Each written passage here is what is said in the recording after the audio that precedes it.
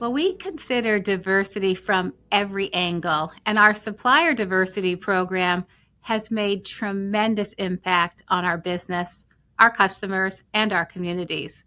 It really does empower our communities by extending opportunities to diverse suppliers to do business with CVS Health. Diverse suppliers' expertise and their unique perspectives are helping ensure we deliver the products and services to meet our customers' needs. It also empowers our communities by extending opportunities for diverse suppliers to do business with CVS Health. In 2022, our engagement with small and diverse businesses led to almost $7.5 billion of contributions to the U.S. economy and has sustained over 40,000 U.S. jobs. So when diverse and small businesses thrive, our communities thrive too.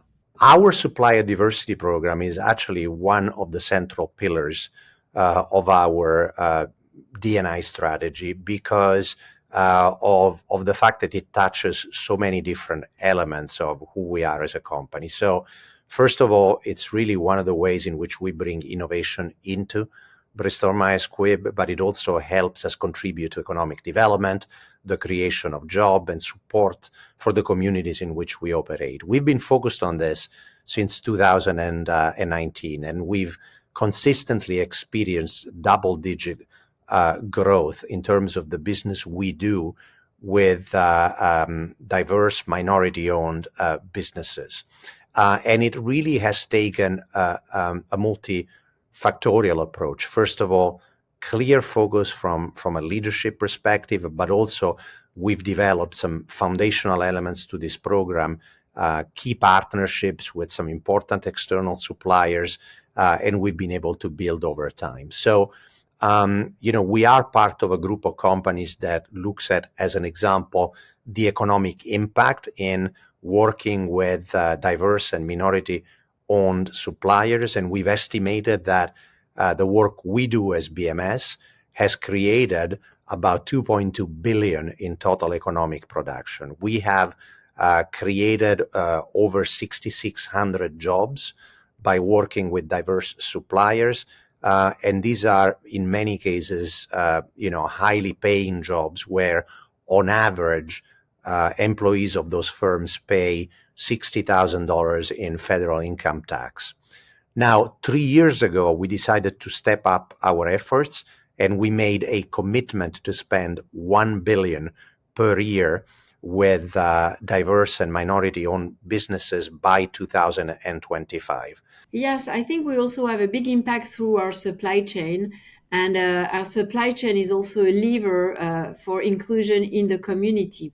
So we've got several very concrete initiatives around responsible sourcing and inclusive procurement.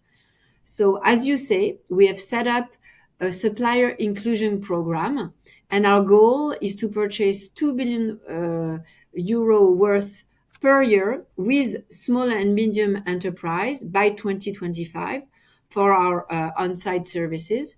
And we are today at 1.7 billion euro worth per year. And that was at the end of August 2022, which is, the end of our fiscal year. So we've got 3 more years, and we hopefully, should reach our targets. And this means that we are increasing the representation of SMEs in our supply chain with a priority on companies that are owned or managed by women and minorities.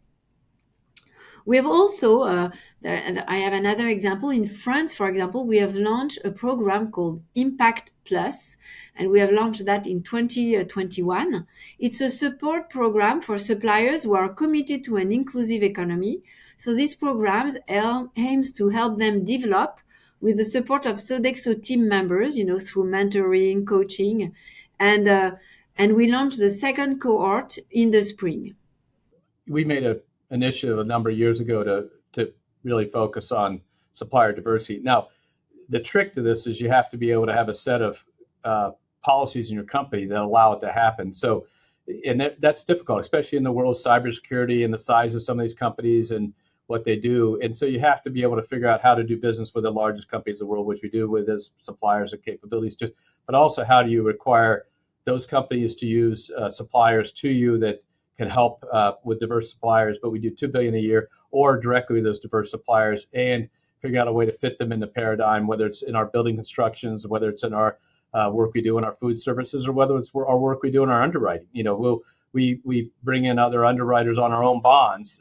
We issue a lot of debt that are our diverse underwriters because we want them to get business, and then we bring them into our clients' deals, but importantly, we bring them into our deals. So you just have to think of all different ways that you can actually provide support for women-owned businesses, minority-owned businesses to make their way in the world. And then also, though, and I advise the companies, you have to look at your rules, because the natural tendency is to consolidate suppliers, to simplify the supply chain.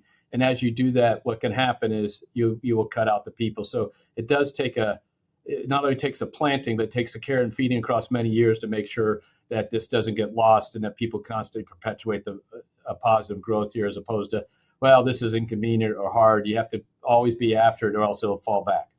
In the last year alone, $3.5 billion of customer spend has been against diversity players, diverse suppliers, diverse technology experts in the market, because of this connection that CDW is able to make. But that's not all.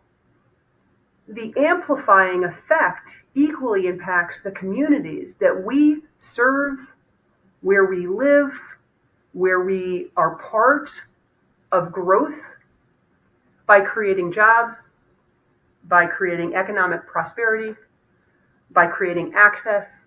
There is an economic ripple effect by bringing these constituencies together. As we think about our supply chain and our suppliers, we have put a big focus on diversity. We've been working hard on ensuring that we have the same representation that we think about for our employees. We actually want to apply to our suppliers. So we ensure that we provide opportunity to a multitude of suppliers, that we provide opportunity to suppliers that are run by women or run by diverse ethnicities, and just making sure that we're providing equal access and ensuring that we have access to be a part of our supply chain. We've also taken training programs out and actually are training our suppliers on things that we've learned around how to create environments that are more conducive for gender diversity and gender equity, as an example.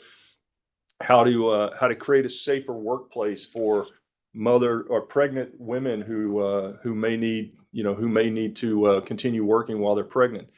And we also have really led, I think, in just this whole thought around creating a responsible supply chain. So whether it's human rights or whether it's environment, the circular economy, I think it's just always been a part of what our team did this quite naturally, which is fantastic.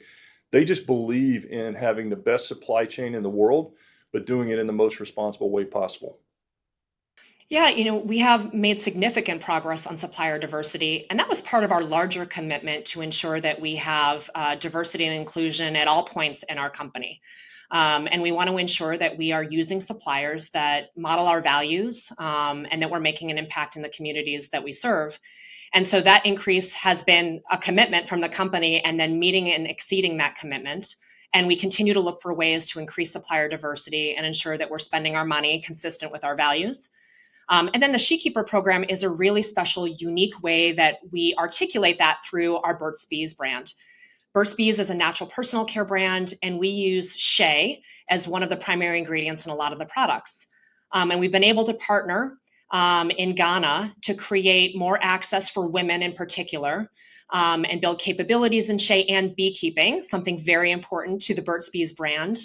And that is creating opportunities for thousands of women and has the potential to create opportunities for tens of millions of women in over 20 countries in Africa. And it's something that makes, again, for our Burt's Bees, it's a great example of purpose coming to life, but also creating great value for our consumers.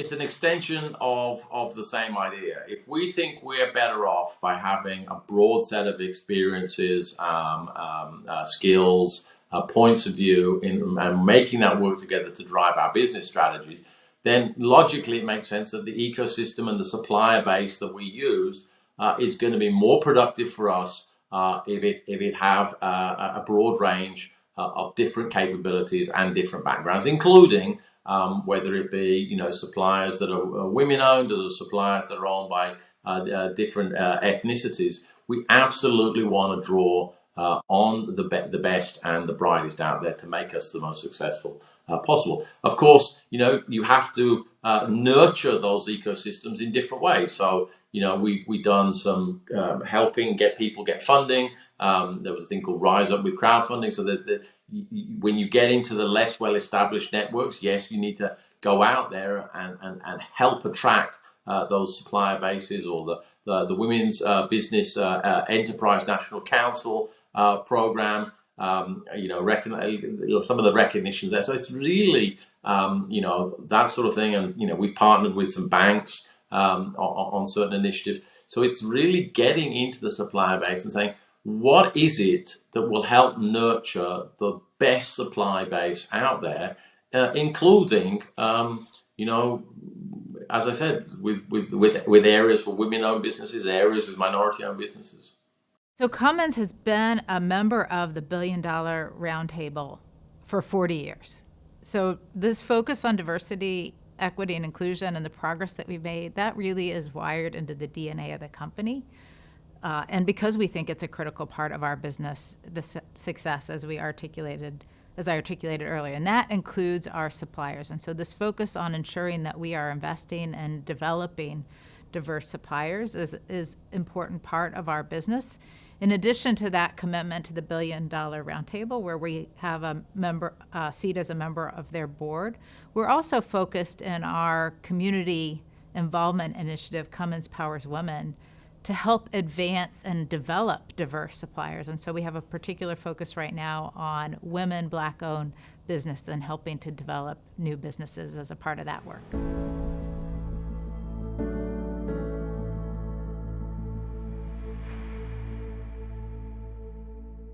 When we look out in the community, what we're trying to impact is we're trying to create opportunities in the community for companies to grow, for people to prosper, that might effectively not otherwise get those opportunities. And so in the arts, we put on some of the great exhibits and sponsor them in the great museums in the world. But at the same time, we have museums on us so people can get access to the arts for free if they just have a Bank of America credit debit card. So it's democratizing access and capability.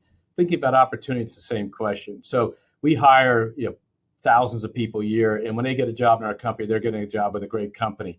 But we can't hire everybody, obviously. So what have we done? We've worked with a lot of other employers to try to figure out how to ensure that in Title I high schools, we're going in and saying, here's curriculums you can teach that we can bring people into entry-level jobs in our company, which starts at $45,000 a year plus full benefits, and is a career-oriented job that they can go back and get their education while they're working for us with $10,000 tuition reimbursement, $275 a month for childcare, and that creates the opportunity. But by the way, other employers do the same thing that are large, but we got to find the people and open up new points of access. So we work on that.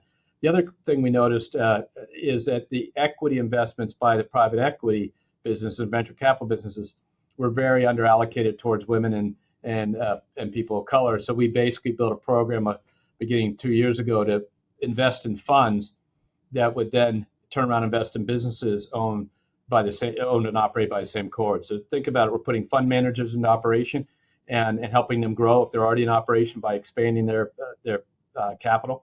And then the second thing we're doing is actually getting those investing in people who are focused on women-owned businesses and minority-owned businesses. And that leverage, we're up to $500 million in fund commitments, 150 funds.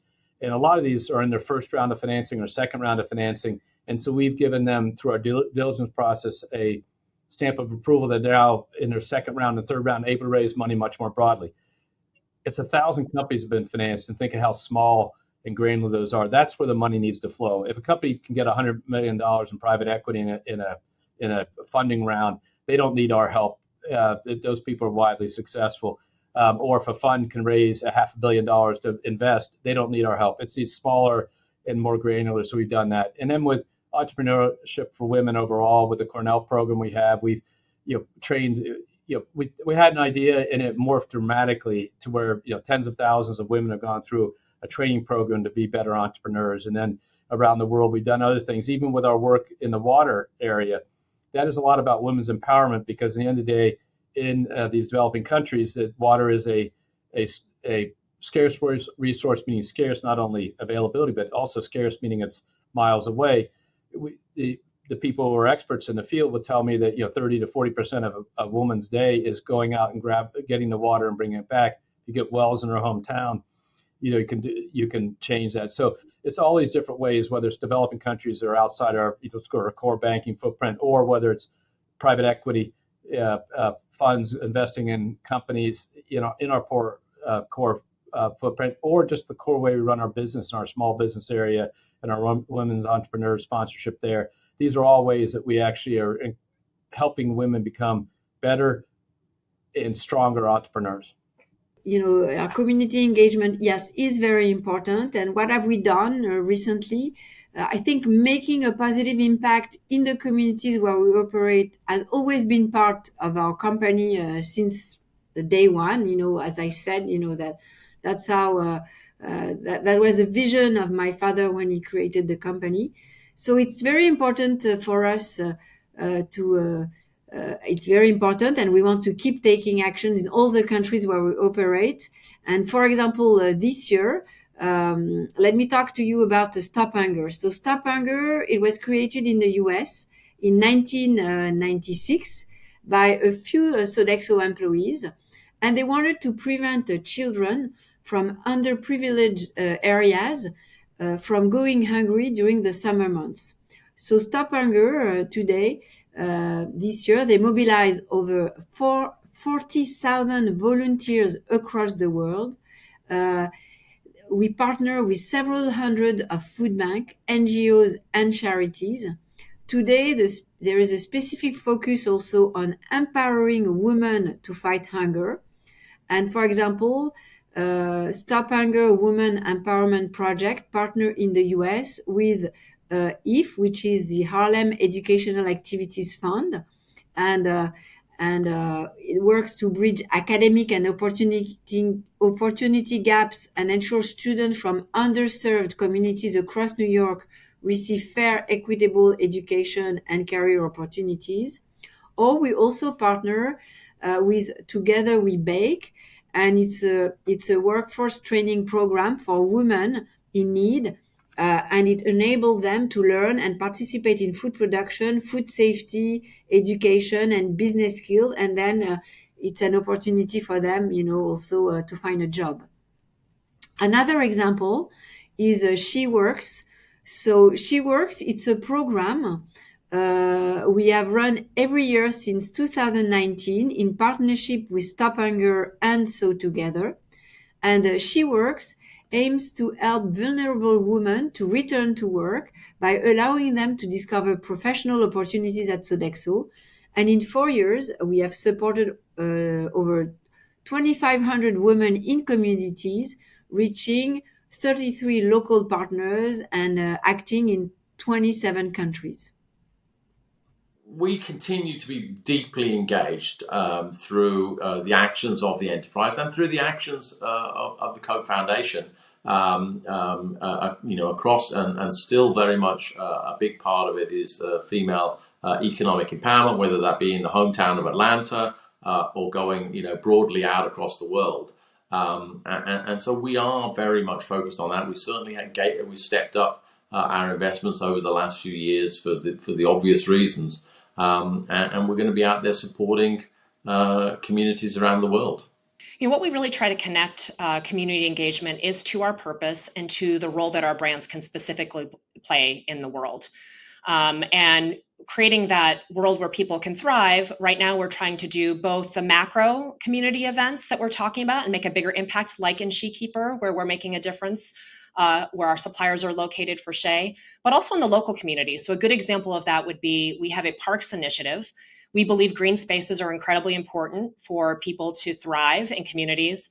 So, for example, in Atlanta and Oakland, we've recently partnered with local parks to clean them up, to put in new equipment, to ensure that people have access to green spaces and help their communities thrive. It's an example of where we can get very local, but it's connected back to what the Clorox brand purpose is around creating those spaces for people to thrive. Right, making a difference is an important part of our culture and our community orientation relative to that. And as a bridge to the why, maybe I'll take just a geographic example. One of the markets in the United States, Memphis, Tennessee, important long-served market by our organization across multiple of our businesses. We have a meaningful amount of colleagues there. We also have a wonderful healthcare delivery system partner that we've collaborated with, Methodist Le Bonheur. And in that market and in that community, we've worked with Methodist Le Bonheur for quite some time in terms of access to care, affordability, clinical programs, but also around what we know today as social determinants of health. And that has helped us actually with some initiatives, as I tied in earlier, relative to COVID, as we were responding to COVID initiatives in the marketplace. Now, building upon that, we've concluded we could further expand reach, including in Memphis and in Greater Tennessee, but nationally with the why. And we have a multi-year commitment to expand access to services because we're able to see that expanding access to services, including for our youth, helps to put people on a path or increase the probability individuals will remain healthy in the broadest sense of the word, physical and mental health, and have a better opportunity toward, in our mission, having vitality from that standpoint.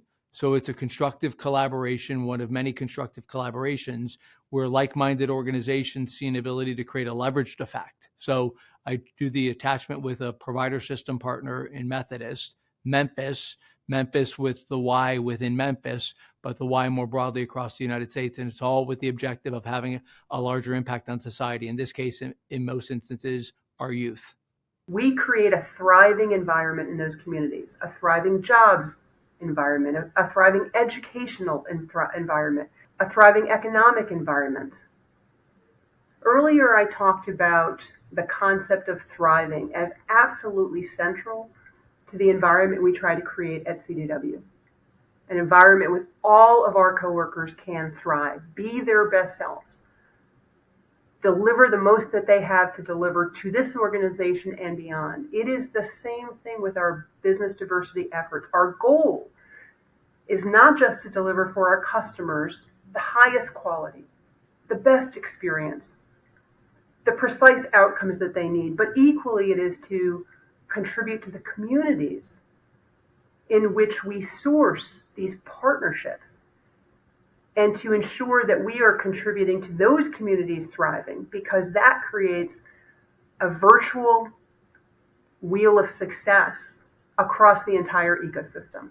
And I'm really proud that actually BMS is recognized in our communities as one of the companies that has the most thoughtful approach to working with diverse and minority-owned businesses. I must say that not only are we doing something that supports these important communities, but we also have a feeling we have access to more agility, more innovation, and there is a clear business advantage to that. And finally, I would say we partner with our suppliers on multiple programs. For example, we have a really important partnership where last year we collaborated with a minority-owned, woman-owned business called Gooder. And there, we're actually partnering on something very different. We fight hunger and we feed communities by using the power of technology and logistics. And we have distributed to over 1,500 food insecure families across several metropolitan areas in the U.S. Food and ingredients they can use for their meals. So that's actually an example of how we've taken a strong partnership with one of our suppliers, and we've leveraged that relationship to have an even deeper reach into a community. So one of the things that we've been doing relative to community, and let me just start with women because you mentioned it. Women, as you know, are facing tremendous barriers when seeking equitable, high quality, and convenient care. And women are mostly the decision makers around the health. They're usually the CEO of their families when it comes to health. So we have made a commitment to women's health by focusing and improving access to care. We're trying exceptionally hard to eliminate systemic barriers that are preventing women from leading healthier lives. We are committed to women's access by our 9,000, pharmacy locations that have women's health services. Our Minute Clinic locations provide unique care services for women, like heart health screenings, menopause care, mental health, and so much more. But you asked about our focus on pricing equity.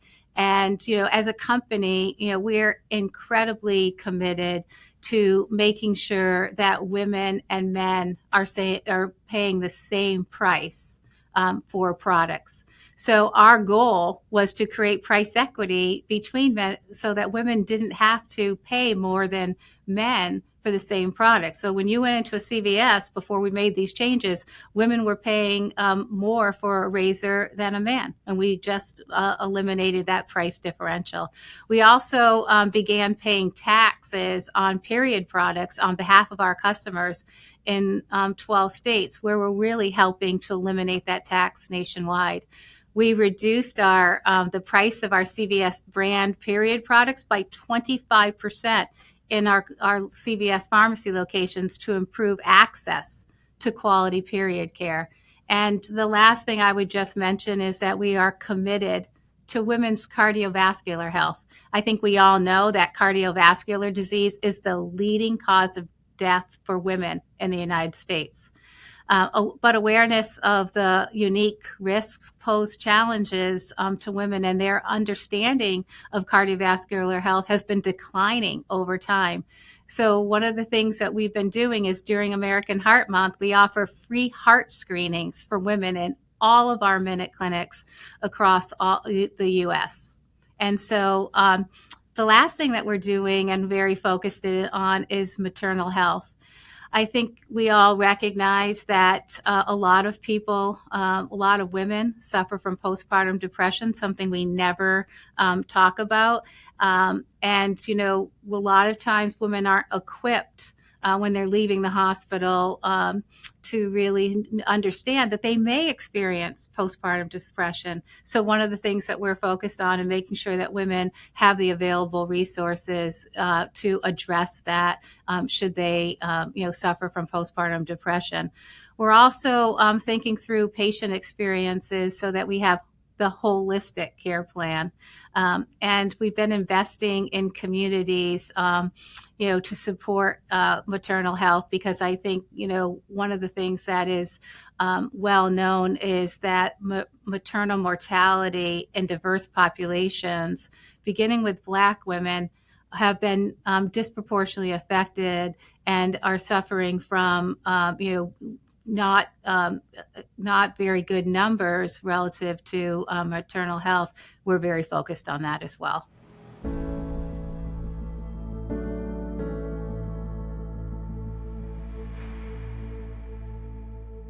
Well, first of all, just let me reiterate and thank the WBC for this honor. It's critical to have platforms for this conversation. And I know WBC is committed to changing the status quo and making a difference when it comes to diversity, equity, inclusion. And like WBC, this is a huge part of our commitment to delivering better healthcare for all. And, as you know, too many Americans, have challenges accessing the care that they deserve. And despite the highest healthcare spending per capita, the U.S. outcomes are failing behind other developed nations. So big, bold change is needed. And it's going to take all areas that touch an individual's health to accelerate that change.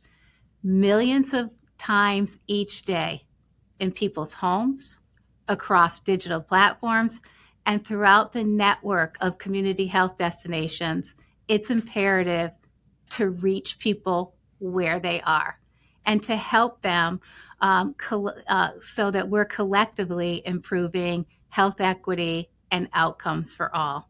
And one of the ways for us to accomplish it is our commitment to diversity, equity, inclusion, because it is setting the foundation for a strong workforce, business, and customer relations. I am incredibly proud of our 300,000 purpose-driven colleagues who are bringing their hearts to work every single day. And their commitment and their actions will create true and lasting impact when it comes to equality in the workplace. I think in the end of the day, the action that needs to be done is just people to stay to the programs and make sure they continue to mature and work across all industries. And so, I think the banking industry in our company has been after this a while, and we still have progress that has to be made. But the key is to measure that progress, to disclose that progress. And you can see in our annual report, we disclose our diversity statistics for everybody to see in an audited fashion. And so you got to make the progress, disclose the process. But most importantly for CEOs out there, you got to have a business system that will produce the progress. Because at the end of the day, it's the right thing to do. At the end of the day, it's the right thing to provide the opportunity for all people in society and worldwide, and importantly in America, to be successful in a company like ours. But you have to have a business process which makes that available to people and ultimately helps them be successful when they're here. And so we're always learning, we're always getting better at it. But I think the stuff we do in the communities and supporting that's great. But in the end of the day, we have 100,000 plus women at work for us. Having them have great careers with us is a big deal. And the families they support and the significant others that they're with, and even two that work with our company, both significant others work with our company. The impact on society of those successful teammates is important, and that takes a business system. I think it would be amazing if there was only one single action that would have a major impact, because if we have not found the magic solution. Well, at least at Sodexo, and with so many people, we have not found yet. Hopefully one day, but so I don't see one action. I see it as a combination of our action as leaders, stakeholders, employees. We work with our suppliers, our client, our consumers. But I have to highlight, two actions I'd say that are important for me. First, never, never, never stop challenging yourself. Otherwise, you go back. That's one lesson I've learned. And then the second action, I think, is you need to set targets and you need to measure your progress. Because I think what matters is not your starting point, but what matters is to have continuous improvement mindset. And that's very important. Because year after year, you want to progress as a team, as a country, as a global organization, and that's, I think, what's important. That's a very open-ended question, to say the least. Look, the purpose statement, we reissued it recently, and there was a big team working on it, and they did lots of research. But in the end, it was very personally written and completed and communicated by me. And so, this is not something that's someone else's corporate department in a drawer. It's very much led from the top. It's got a lot of thinking in terms of how our purpose connects and draws continuity from the long and rich history of the Coke company. And how it connects to the opportunities ahead of us and what we need to do to bring them to life. I think there's two things I'd say. First, every moment matters. Every moment matters. I was recently talking with one of our coworkers, Jackie Macera, and she had just received an award, an acknowledgement for the care that she delivers to coworkers every single day. And there was a story that someone told in that award about the first time she ever met Jackie and what an impact Jackie made, because Jackie made her feel welcome, asked her questions, was interested in this individual and why she had joined CDW, what her personal aspirations are, how she has fun during the week, about her family, and equally about her professional aspirations. Interestingly, Jackie told me, I hadn't actually remembered having that conversation. And so one thing I would say, we won't remember every moment, but those moments will matter to other people. So I would say that make every moment matter. The second thing I would say is accountability is so important. It is what this organization is built on. Accountability from the heart, that's powerful.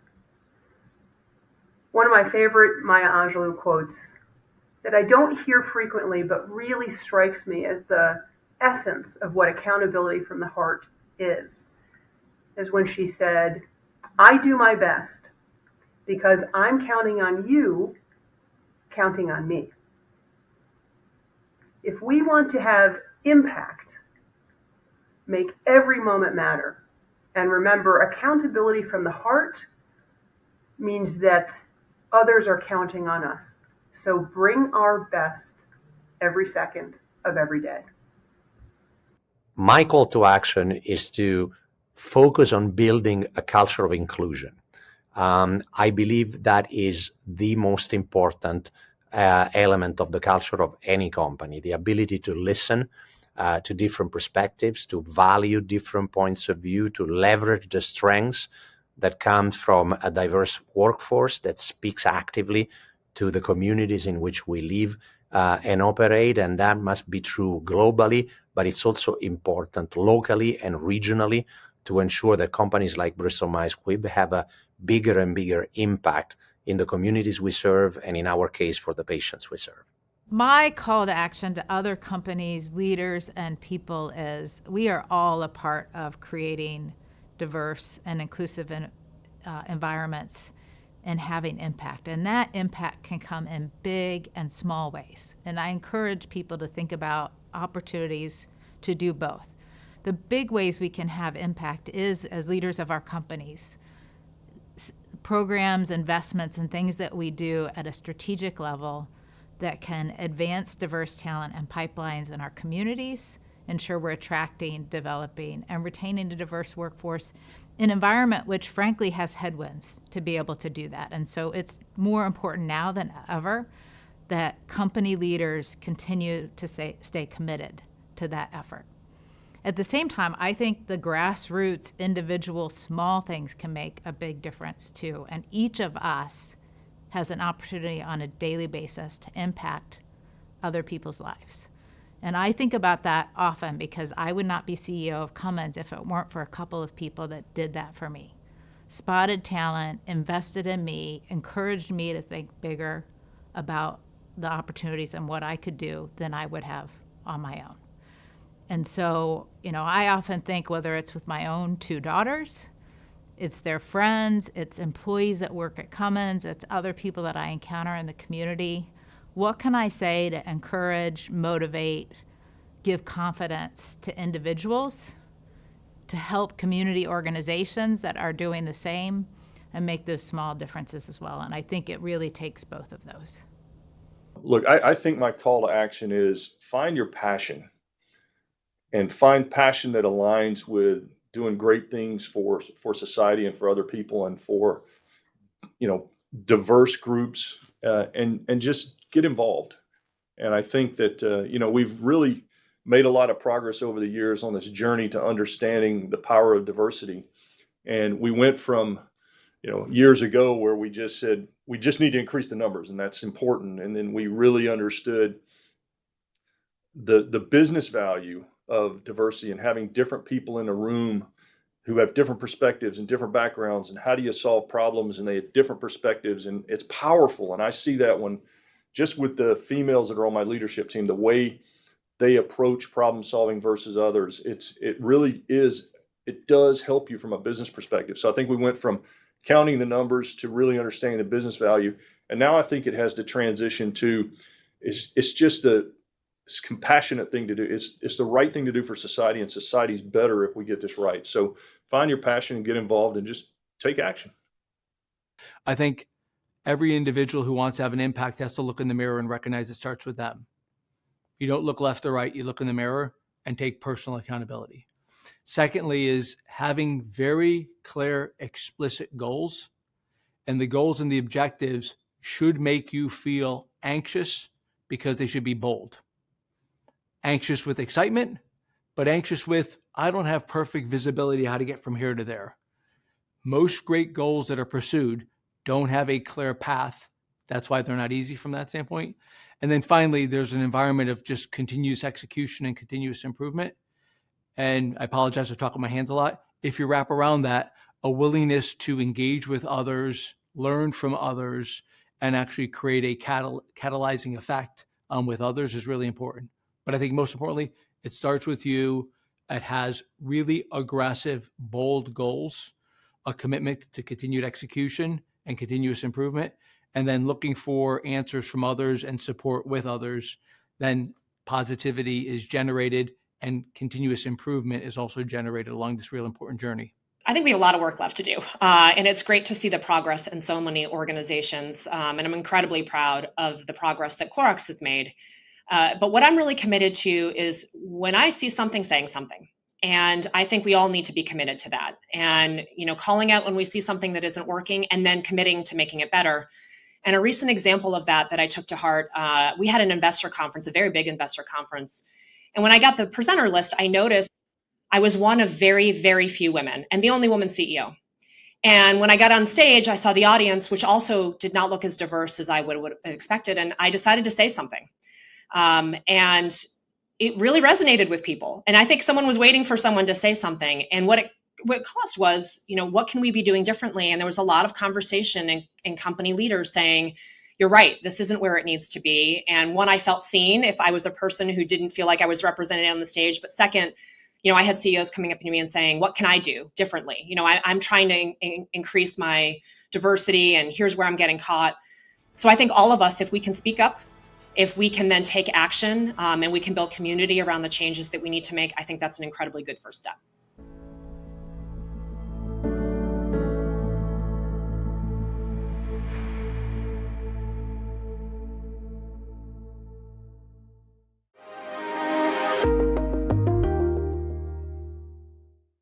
I'm going to start by stating the obvious. The technology landscape is changing at unprecedented speed, and there are two implications that stand out for me.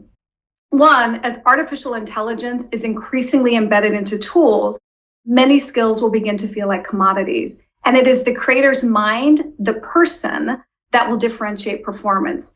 And it will be increasingly important that workforces look like consumers, and we all know that women are still significantly underrepresented. I'm Tally Bray, and I have the privilege of serving as Wells Fargo's Executive Vice President of Technology, Diversity, Community, and Sustainability. I had a global team that drives workforce transformation with a focus on people strategy, cultural transformation, and sustainability. We continuously invest in programs and initiatives with Win at Wells Fargo and beyond that support the advancement of women in technology. There are still far too many barriers, too much friction in accessing technology roles. And this has to change. And through a number of external partnerships, such as Girls Who Code, Lesbians Who Tech and Allies, Grace Hopper Celebration, Society of STEM Women of Color, and High Tech, that is changing. We're committed to making that happen, but there is much more work to be done, starting with understanding the barriers for access and the factors that compel women to leave the workforce. Understanding this will help us design environments, roles, and workforce strategies that create space for women, all women, to professionally thrive.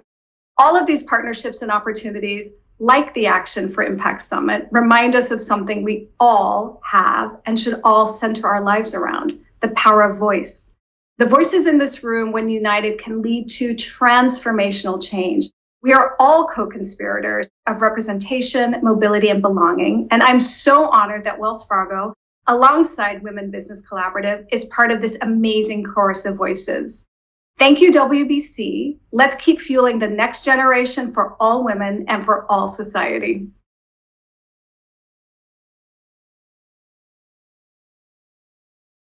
Hi, I'm Justina Nixon-Saint-Hill, Chief Impact Officer at IBM. In the fast-paced world of technology and innovation, IBM recognizes the positive impact that we need to have in society, and we embed this in our culture. I can proudly say that I work at a company that prioritizes employees' experiences and makes them feel valued and supported. Under our IBM Impact Framework, we champion women and diverse communities and provide programs and environments where all individuals can thrive. And our impact goes beyond IBM. For us, it is critical to invest in the future of work. We do this by creating an end-to-end holistic approach that provides access to training and education. This creates a pipeline of qualified, diverse applicants. We're committed to skill 30 million people by 2030. And through programs like IBM Skills Build, we provide free, personalized access to training, especially focused on historically underrepresented groups in technology.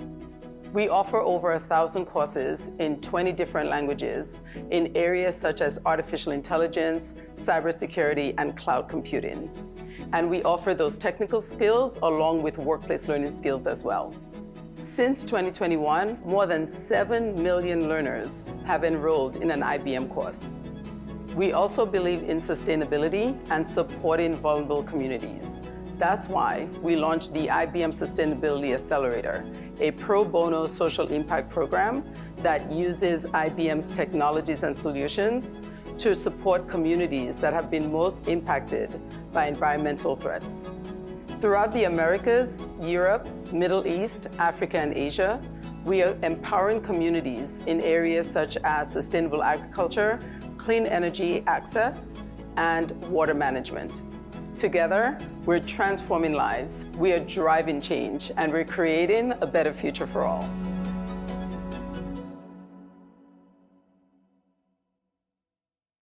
So corporate purpose has always been a critical defining aspect of any company I've ever considered joining or joined or been a part of. Because I myself as a leader are driven by purpose, kind of under the old True North concept. Bill George and others coined that phrase a long time ago. I find that in defining a business and defining a strategy, having a why, what's really why you're there? Why are we doing this? What is the ultimate mission of the enterprise is critical, not only in terms of me feeling personally fulfilled as a leader and feeling that I'm part of something important and that I align with the purpose, but also as a leader, I find that the best talent is working, sure, for money, because they're ambitious, because they like achieving, they're interested in what they do. But I think all of us as people want to be part of something bigger. We want to feel that collectively we're working together to achieve a greater purpose. So at our bank, M&T Bank, and also with Wilmington Trust, our purpose is to be a true member of the community and to make lives better for the individuals and the organizations that we interact with in a corporate sense. We're going to host the WBC November conference in Baltimore, and I will tell you we're really excited about it. The overall theme is purpose, corporate purpose, but we're also taking a very particular look into what do women need to succeed. And what kind of support systems, what kind of sponsorship, mentorship, one of the things that really get in the way of success and are things that all of us ought to be aware of and do something about so that it isn't such a lonely, hard road in many cases.